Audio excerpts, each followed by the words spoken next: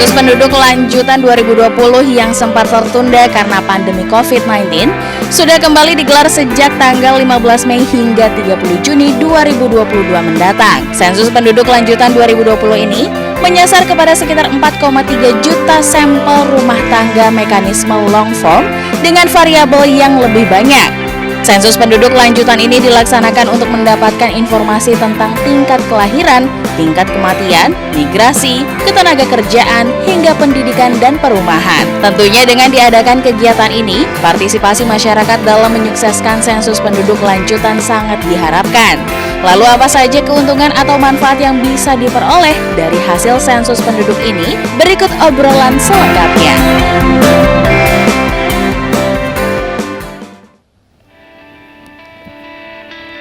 Sempat tertunda selama 2 tahun akibat pandemi COVID-19, Badan Pusat Statistik akhirnya kembali menggelar sensus penduduk 2020 lanjutan.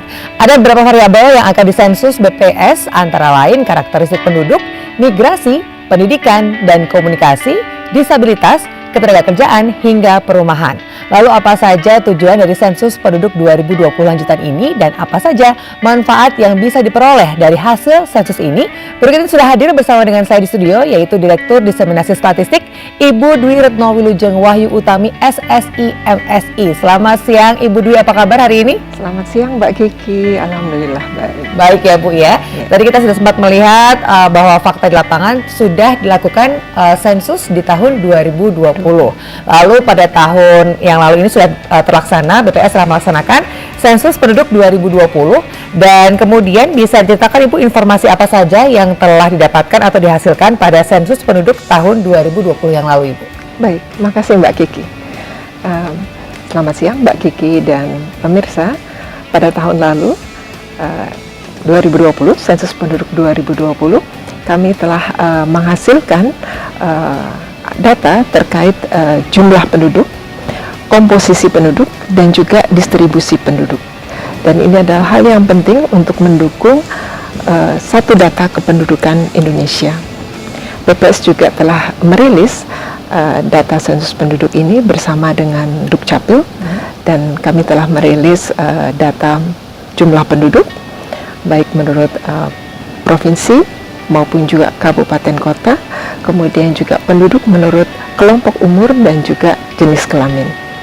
Dan jumlah penduduk hasil sensus penduduk 2020 per September 2020 adalah sebesar 270,20 juta jiwa.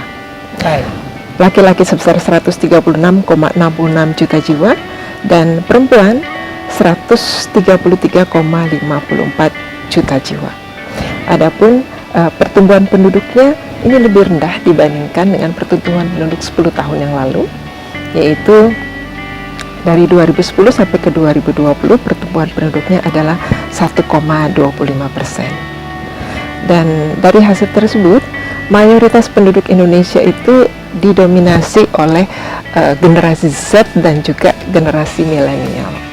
Generasi Z adalah mereka yang berumur saat ini sekitar 10 sampai 25 tahun, dan itu sekitar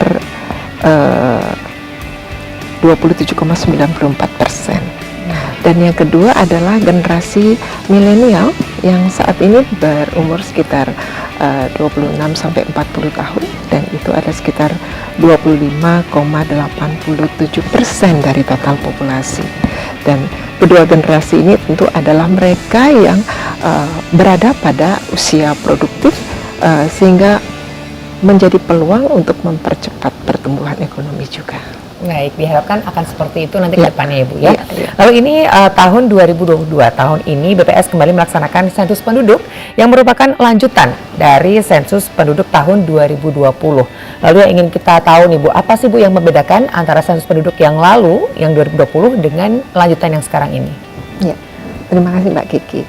Jadi memang sensus penduduk itu dilakukan, sensus penduduk 2020 dilakukan pada 2 tahapan besar, yaitu sensus penduduk dengan pertanyaan yang singkat atau short question, ini menjangkau seluruh penduduk yang sudah kami laksanakan di tahun 2020. Dan kemudian ada sensus penduduk lanjutan atau dengan pertanyaan yang lebih rinci, yaitu kita sebut dengan long form. Pertanyaan lebih banyak, ada 83 pertanyaan, dan seyogianya itu dilaksanakan di tahun 2021, namun karena pandemi sehingga tertunda dan baru dilaksanakan pada tahun 2022 ini.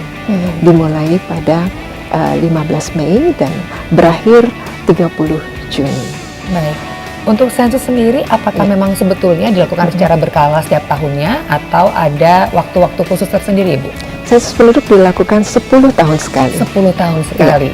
Tapi karena kemarin kita terkendala dengan pandemi, jadinya sekarang ada sensus penduduk lanjutan. Seperti itu ya, Bu ya? Di desainnya memang sensus penduduk itu ada yang 2 tahap. 2 tahap tadi. Ada yang dengan pertanyaan pendek yang menjangkau seluruh penduduk. Kemudian ada yang menggunakan pertanyaan yang detail, pertanyaan yang panjang, yang menjangkau sampel saja. Dan sampel sensus penduduk lanjutan ini adalah 4,3 juta rumah tangga. 4,3 juta rumah tangga. Itu sampel yang cukup besar. Bukan cukup, Bu, sangat besar ya, Bu ya. Lalu ini bisa diceritakan nggak, Bu, informasi apa saja yang berhasil dikumpulkan dalam sensus penduduk 2020 lanjutan dan sebetulnya apa tujuannya, Bu? Ya, jadi di dalam sensus penduduk yang kita laksanakan di 2020 kemarin, yang short form itu sebetulnya hanya untuk mendapatkan angka jumlah penduduk, distribusi, dan komposisi. Sedangkan untuk mendapatkan pertanyaan yang lengkap, kami harus menanyakan dengan pertanyaan yang cukup banyak, dan itu bisa ditanyakan melalui sensus penduduk lanjutan ini. Dan tujuannya adalah kami ingin mendapatkan informasi terkait parameter demografi, seperti kelahiran, kematian, migrasi. Nah, itu untuk digunakan sebagai dasar penghitungan proyeksi penduduk yang jauh ke depan. Biasanya kami membuat proyeksi penduduk sampai 2045 menjelang Indonesia emas. Dan selain informasi terkait parameter demografi, kami juga mengumpulkan informasi-informasi penting seperti pendidikan, ketenagakerjaan, disabilitas, dan juga perumahan. Dan yang paling penting adalah kami bisa mengumpulkan informasi terkait angka kematian ibu. Seperti kita ketahui, angka kematian ibu ini kan rare cases, sulit dikumpulkan melalui data-data yang sifatnya survei karena rare. Jadi sumber data salah satu yang terbaik adalah dikumpulkan informasinya melalui sensus penduduk. Baik, Ibu. Ini perbincangan mengenai sensus penduduk 2020 lanjutan ini sangat menarik ya, Bu ya, untuk menyongsong Indonesia Maju 2045. Jadi kita akan kembali pemirsa. Iya, Indonesia Emas ya. Jangan kemana-mana, tetap di Speak After Lunch.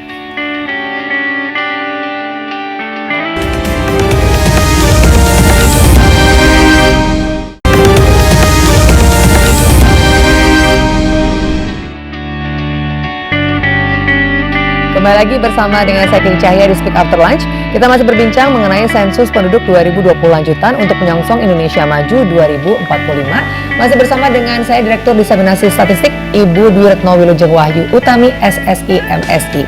Ibu, tadi saya belum sempat menanyakan mengenai manfaat apa saja, Bu, yang diperoleh dari informasi yang dikumpulkan melalui sensus penduduk 2020 lanjutan ini. Ya, jadi manfaatnya tentu sangat banyak. Untuk kementerian dan lembaga serta pemerintah daerah, data sensus penduduk ini tentu sangat ditunggu-tunggu. Karena sensus penduduk lanjutan ini mengumpulkan begitu banyak informasi terkait kependudukan tadi. Ada kelahiran, kematian, migrasi, ketenagakerjaan, kesehatan, bahkan hingga disabilitas.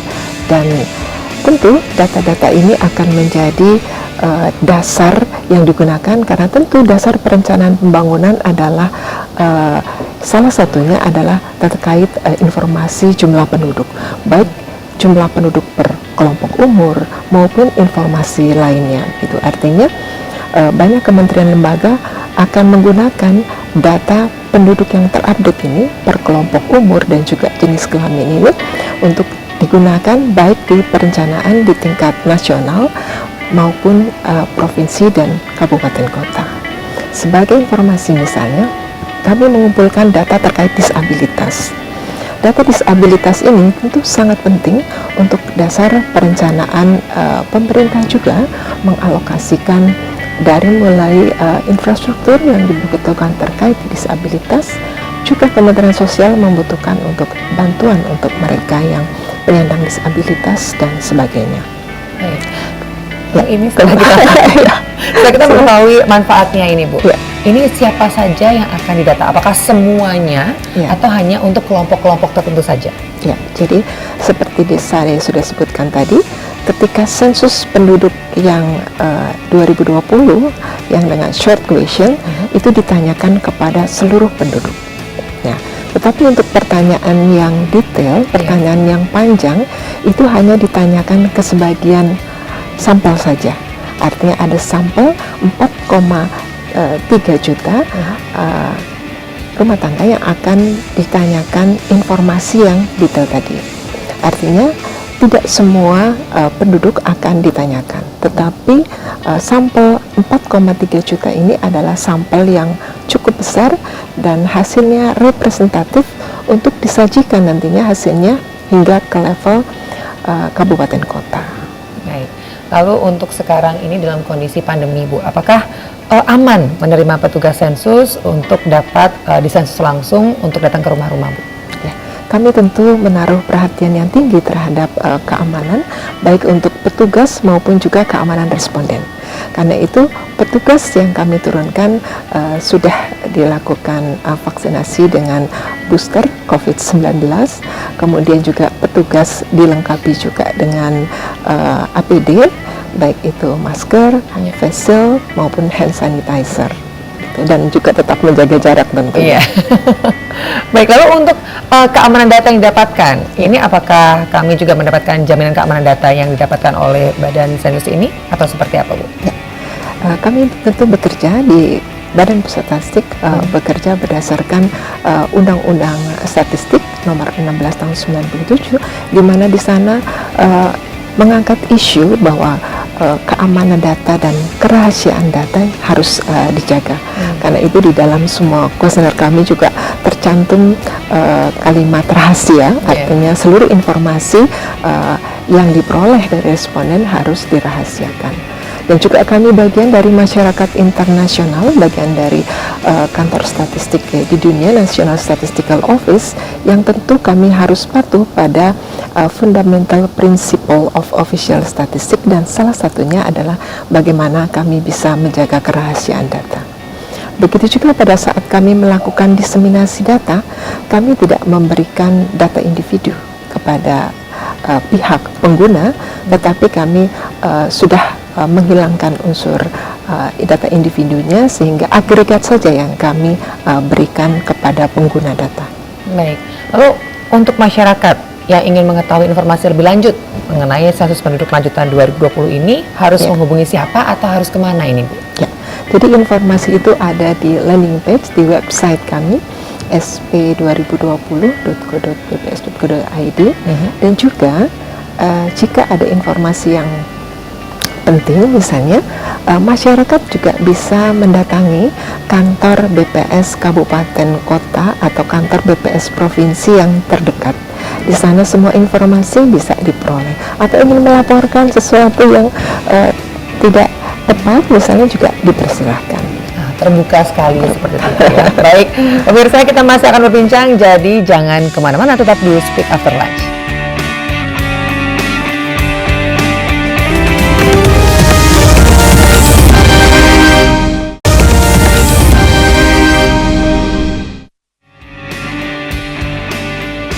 Kembali lagi di Speak After Lunch, masih bersama dengan Direktur Diseminasi Statistik Ibu Dwi yang masih berbincang bersama dengan saya mengenai sensus penduduk 2020 lanjutan untuk menyongsong Indonesia Maju 2045. Ibu Dwi, ini yang ingin saya tanyakan, seberapa strategis, Bu, sensus penduduk 2020 lanjutan ini dalam konteks menyongsong Indonesia Maju 2045? Ya, sangat penting karena di dalam sensus penduduk lanjutan ini kita mengumpulkan informasi yang sangat banyak.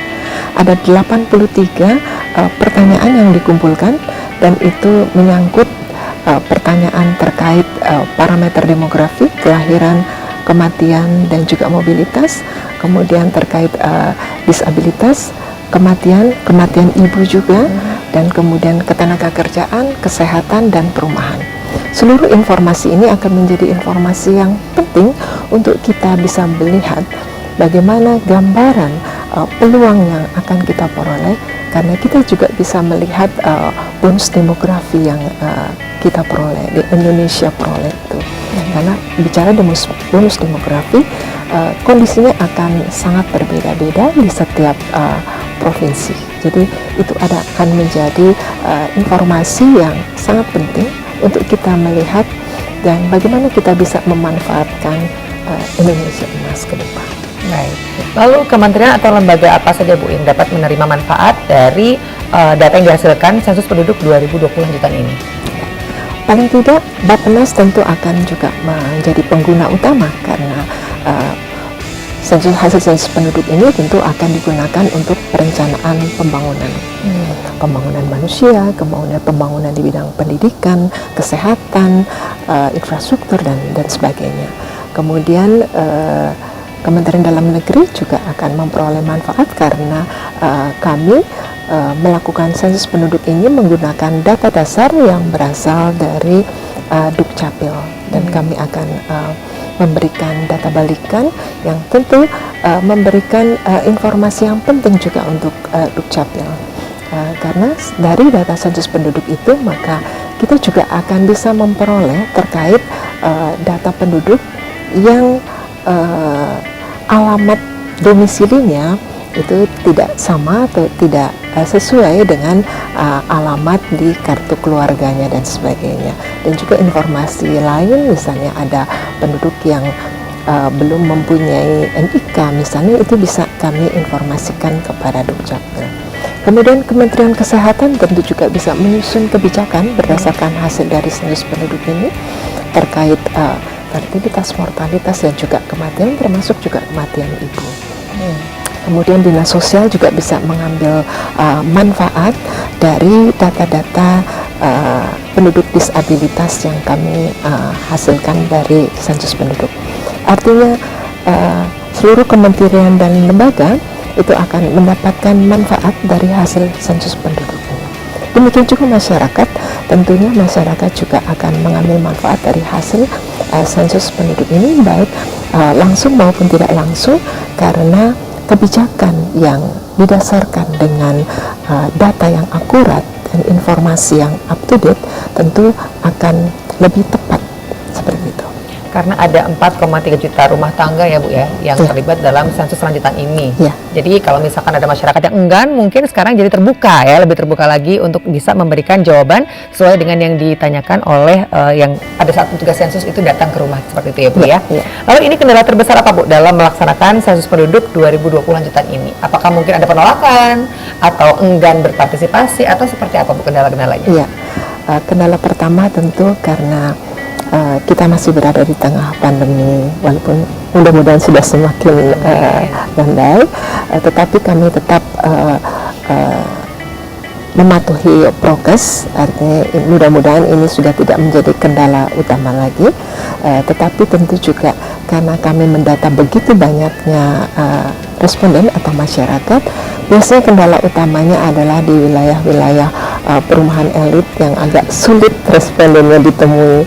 Karena itu tentu kami terus-menerus melakukan sosialisasi dan juga mengajak masyarakat untuk mari berpartisipasi mensukseskan sensus penduduk 2020 dan mengambil bagian agar kita semua menjadi